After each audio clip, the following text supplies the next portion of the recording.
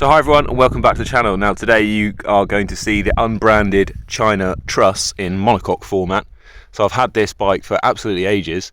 It's not a YouTube special. This bike didn't come to the Peak Talk YouTube channel for review as such, so it's a kind of full bore open review. You might have seen the video I did on this frame about a year ago, about this time last year, when I said I was going to build it up. It's taken me ages to get the parts for it and actually have the time to build it up amongst, reviewing and riding my other bikes.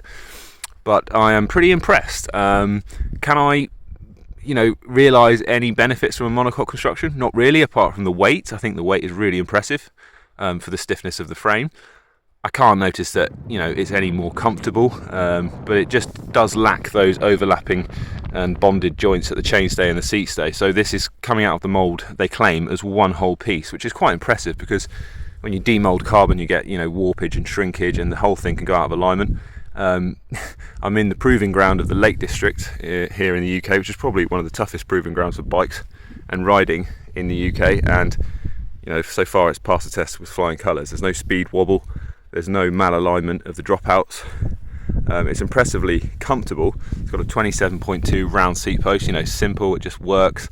And look at that, a quick release seat post collar. Wow, who'd have thought that would work in 2022? No stupid aero seat clamp wedges that slip and knock. Everything just works. Yeah, it just reminds me of a bike that you would have got about 10 years ago. Rim brake mechanical, lightweight and comfy, not too stiff. I think a lot of road bikes now, particularly aero bikes, are way too stiff, particularly when you're riding them around crappy kind of farm tracks like this. I've got a 105 non-branded chainset, which actually came off my original TT bike, and that's a 5034, so it's perfect for this because I'm riding this up and down hills. I've got an old 105 cassette off the Turbo Trainer, an old 6800 mech off the bike that I crashed years ago, Ultegra, that I kind of bent back into shape, and it's working fine. Cheapest bars on the internet I could find, FSA Vero, they're about 25 quid, quite compact, and got them in a quite narrow width for me, so that's a 40. An old stem I had lying around, can't remember where I got that Cannondale stem. Seat post came with the bike, it's a 27.2 carbon seat post, it's very flexy and very comfortable.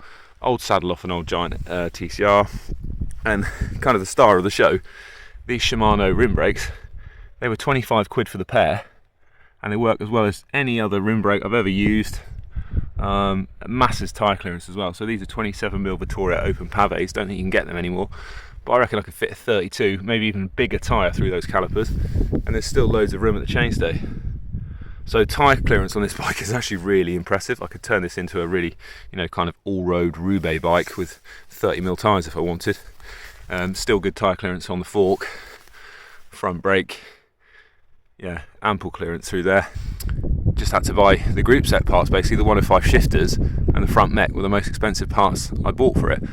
Before you say about the bottle cage being expensive, that's a Taobao version of a very expensive cage. Now if you don't know what Taobao is, it's kind of like the Chinese eBay or Amazon, but 50 times cheaper. It's basically where eBay and Amazon get all their stuff.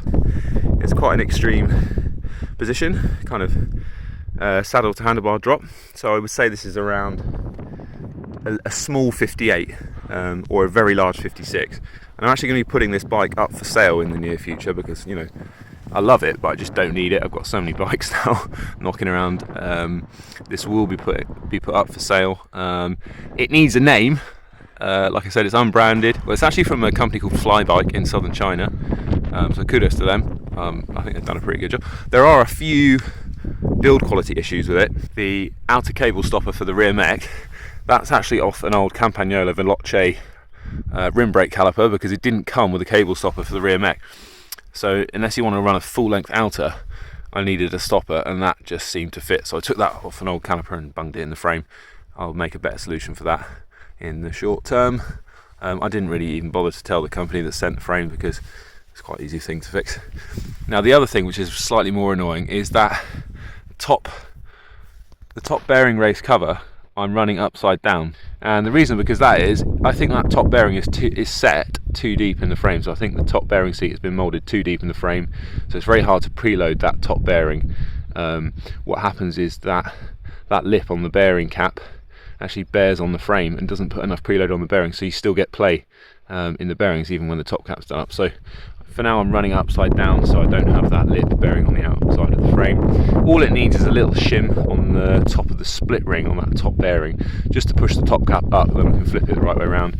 So yeah, I've not got a great weather seal on that top bearing at the moment, but that's something that's really easily fixed. And like this, just to test the bike, there's no deceivable play. It's absolutely solid, and yeah, the bearings hold good compression and makes the front end pretty stiff. So that's something to sort out. That's just a build quality issue. I think they need to improve the QC on that top bearing seat and lift it up a bit, or just supply some more shims with the bearings. Took up Kirkstone Pass yesterday in the snow, absolutely handled that brilliantly, feels really light. Descending was pretty solid as well. It's actually quite a comfy bike, the frame is not super overbuilt, there's quite a lot of deflection in the fork and the seat post, so yeah, really impressed with it. It does need a name, so put your names, suggestions down in the comments below, and we'll plaster it on the down tube in paint pens. All suggestions are welcome. No monocoque themed jokes, please, unless they're really good. Yeah, it just looks really neat. Like, it's just refreshing to have a very simple bike again, not like the heavy aero bikes that we're getting now, you know, laden with rubbing disc brakes. This just works. Carbon rim clinchers, rode them downhill, rode them down the Kirkstone Pass yesterday in sleet, and absolutely fine. So yeah, and the most expensive part on the bike is the Favero Asiomas. Got this really cheap forged crankset. This is like a non-105 series, the old version, non-series they call this. I don't know what it's actually called, but I think it's forged. It's off my TT bike. It's a 5034, so good gearing for these hills.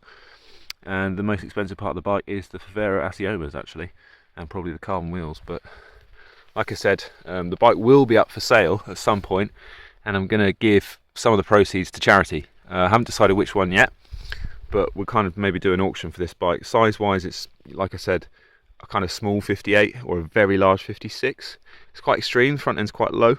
There's plenty of fork to cut, as you can see. I haven't cut it at all, so keep your eyes on the news to sell this bike. So thanks everyone for watching. Don't forget to like and subscribe. Put any comments you've got down below, and name suggestions please. And see you in the next one. There'll be a much longer term review of the bike. Like, I want to make sure it's definitely good before I sell it, so keep your eyes peeled, and I'll do a much longer term review in due course. But I've already smashed about 1000k on it so far, and it's all going well. Cheers. Cycling, driving and sitting down at work are all pretty bad postures that humans aren't really designed for, so I'm pleased that Pulseroll are now supporting the channel. They're the UK's leading vibrational muscle therapy supplier to some big names such as Anthony Joshua, British Rowing, UAE Team Emirates, and now the most prominent of them all, the Peak Talk YouTube channel.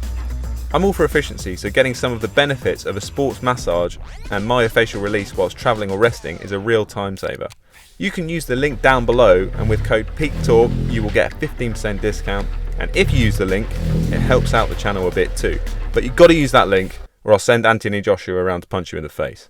I'm currently using the mini massage gun, ball and roller, great tools for the tight QLs, hips and quads that cyclists usually suffer from. Charging is really up to date with a simple USB-C, so getting that head stuck into those tight spots becomes pretty addictive.